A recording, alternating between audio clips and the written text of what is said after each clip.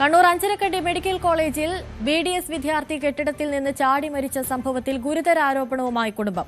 വകുപ്പ് മേധാവി മാനസികമായും ശാരീരികവുമായി കുട്ടിയെ ഉപദ്രവിച്ചിരുന്നുവെന്നും കുടുംബം പറയുന്നുണ്ട്. സമാന സംഭവത്തിൽ സസ്പെൻഷൻ നേരിട്ട വ്യക്തിയാണ് വകുപ്പ് മേധാവിയെന്നും നിധിന്റെ മരണത്തിൽ ദുരൂഹത നീക്കണമെന്നും കുടുംബം പറയുന്നു. സാരംഗ് സുധാകരൻ ചേരുന്നുണ്ട് കൂടുതൽ വിവരങ്ങളുമായി. സാരംഗ്, ഇപ്പോൾ ഗുരുതര ആരോപണവുമാണ് കോളേജിനെതിരെ, വകുപ്പ് മേധാവിക്കെതിരെ ഉയർന്നു വരുന്നത്. എന്തൊക്കെയാണ് ഇപ്പോഴത്തെ സാഹചര്യം?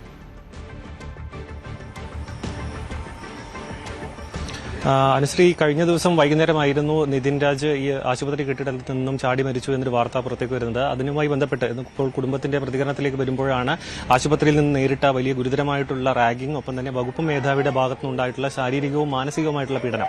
പുഴുത്ത പട്ടി എന്നായിരുന്നു ഈ വകുപ്പ് മേധാവി നിതിൻ രാജിനെ പലതവണയായി വിളിച്ചിരുന്നത്. ഒപ്പം തന്നെ ഇവിടെ നിന്നും പഠിച്ച് പഠനം പൂർത്തിയാക്കി പുറത്തേക്ക് പോകാൻ സമ്മതിക്കില്ല, വലിയ രീതിയിലുള്ള നിറത്തെ അടക്കം അടിസ്ഥാനപ്പെടുത്തിയിട്ടുള്ള ആരോപണങ്ങളടക്കം നടത്തിയിരുന്നു വകുപ്പ് മേധാവി. ഒപ്പം സീനിയേഴ്സിന്റെ റാഗിങ്ങും ഗുരുതരമായി ഉണ്ടായിരുന്നു എന്നാണ് ഇപ്പോൾ കുടുംബത്തിന്റെ ആരോപണം. പലതവണയായി വീട്ടിൽ വന്നിരുന്നു.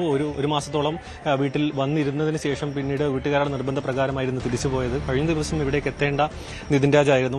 ഇന്ന് രാവിലെ 6:30 ഇവിടേക്ക് വീട്ടിലേക്ക് എത്തേണ്ട നിതിൻ രാജാണ് കഴിഞ്ഞ ദിവസം ഇങ്ങനെ ഒരു മരണത്തിലേക്ക് എത്തുന്നത്. മാത്രമല്ല കഴിഞ്ഞ ദിവസം ഉച്ചയോട് വരെ കുടുംബത്തോട് സംസാരിച്ചിരുന്നു. അതുകൊണ്ട് തന്നെ ഈ ഒരു മരണത്തിൽ ദുരൂഹതയുണ്ട്, അതിൽ കൃത്യമായ ഒരു അന്വേഷണം വേണം. മാത്രമല്ല വകുപ്പ് മേധാവി ഗുരുതരമായ രീതിയിൽ കുട്ടികളെ അധിക്ഷേപിക്കുന്നുണ്ടായിരുന്നു എന്നാണ് കുടുംബത്തിന്റെ ആരോപണം വരുന്നത്. എന്തിനായാലും പോലീസിൽ ഇതുമായി ബന്ധപ്പെട്ട കൂടുതൽ അന്വേഷണം നടത്തേണ്ടി വരും. ഒപ്പം കൂടുതൽ പരാതിയുമായി മുന്നോട്ട് പോകാനാണ് ഇപ്പോൾ കുടുംബം ശ്രമിക്കുന്നത്. അനുശ്രീ, ശരി. സാരംഗ് സുധാകരനാണ് കൂടുതൽ വിവരങ്ങൾ നൽകിയത്. കണ്ണൂർ അഞ്ചരക്കണ്ടി മെഡിക്കൽ കോളേജിൽ നിന്ന് കെട്ടിടത്തിന് മുകളിൽ നിന്ന് ചാടി മരിച്ച യുവാവിന്റെ മരണത്തിൽ ഇപ്പോൾ ഗുരുതര ആരോപണവുമാണ് വീട്ടുകാർ ഉന്നയിക്കുന്നത്. ഇതിൽ തുടർ നടപടികൾ ഉണ്ടാകുമെന്ന് തന്നെ നമുക്ക് പ്രതീക്ഷിക്കാം.